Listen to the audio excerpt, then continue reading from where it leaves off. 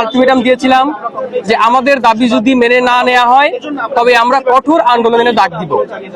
আমাদের যে মূল দাবিগুলো ছিল তার মধ্যে রয়েছে স্বাস্থ্য সুরক্ষা আইন, যেটা দীর্ঘদিন ধরে একটা চলমান প্রক্রিয়া, আমরা এটা বাস্তবায়ন চাচ্ছি।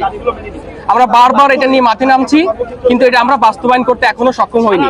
এজন্য আমরা সারা বাংলাদেশের ইন্টার্ন চিকিৎসকগণ একই সাথে একই সময়ে এই আন্দোলনে নেমেছি। আমরা বলতে চাচ্ছি যে স্বাস্থ্য মন্ত্রণালয় কর্তৃক FCPS পার্ট 1 পরীক্ষায় উত্তীর্ণ বেসরকারি প্রশিক্ষণার্থীদের পদায়নের যে নীতিমালা, সেটা অবশ্যই প্রস্তাবনাটা বাতিল করতে হবে।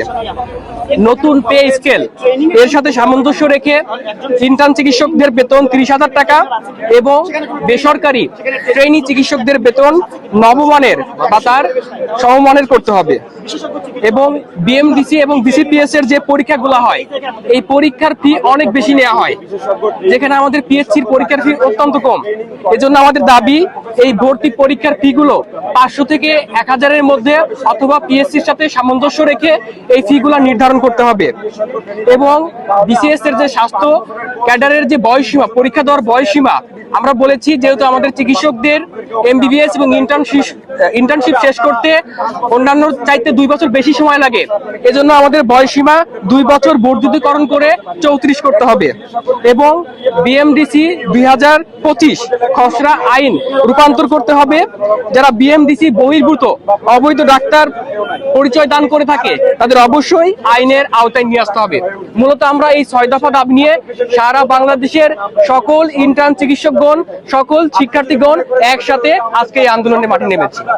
আমাদেরকে যেভাবে তৈরি করা হয় সেই অনুযায়ী যে একটা কাজের পরিবেশ, সেটা আমাদের যথাযথভাবে সব জায়গায় দেওয়া হয় না, যার কারণে আমরা হয়তোবা সর্বোচ্চ পরিমাণ সেবা দিতে চাই, কিন্তু এই যে ইকুইপমেন্ট বলেন, তারপরে যে অ্যাসিস্ট্যান্ট গুলো তাদের দক্ষতার অভাব, এই সবকিছুর কারণে রোগীদের সঙ্গে আমাদের একটা ভুল বোঝাবুঝির সম্পর্ক হয়ে যায়। তারা ভাবে যে আমরা হয়তো দিচ্ছি না, এই ক্ষেত্রে তাদের ক্ষোভের সৃষ্টি হয়। আমরা যখন FCPS ট্রেনিংটা যে হয়, FCPS ট্রেনিংটার মূল উদ্দেশ্য থাকে আমাদের জন্য উচ্চতর বিষয়গুলো, যে উচ্চতর আরো জটিলতর যে বিষয়গুলো, জটিলতর যে রোগগুলো আছে সেগুলো বিষয়ে যেন আমাদের চিকিৎসকদের করা যায়, শেখানো যায়, যেন চিকিৎসক একজন বিশেষজ্ঞ চিকিৎসক হিসেবে পরিণত হতে পারেন।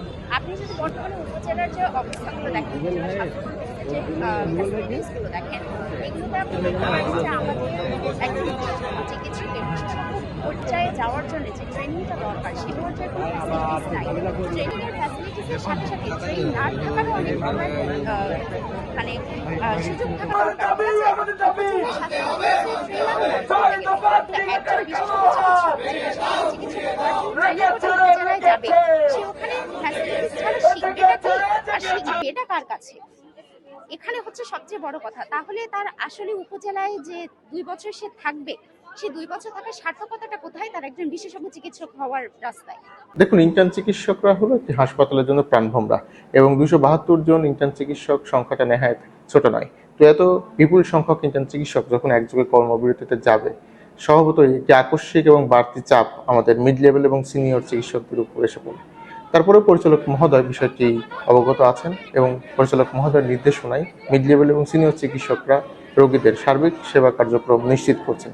সকল প্রকার জরুরি সেবা, জরুরি সার্জারি এবং লেবার থেকে শুরু করে অন্যান্য ওয়ার্ডের ডায়ালাইসিস এবং CCU, ICU প্রত্যেকটি জায়গাতেই কিন্তু আমাদের সেবা আগের মতোই পরিচালিত হচ্ছে। তবে হ্যাঁ, একথা অস্বীকার্য যে আমাদের উপর বাড়তি একটি চাপ যুক্ত হয়েছে। পরিচালক মহোদয় ইন্টার্ন প্রতিনিধিদের সাথে কথা বলেছেন এবং আশা করছি খুব দ্রুত এটির একটি সমাধান আমরা বের করতে পারব।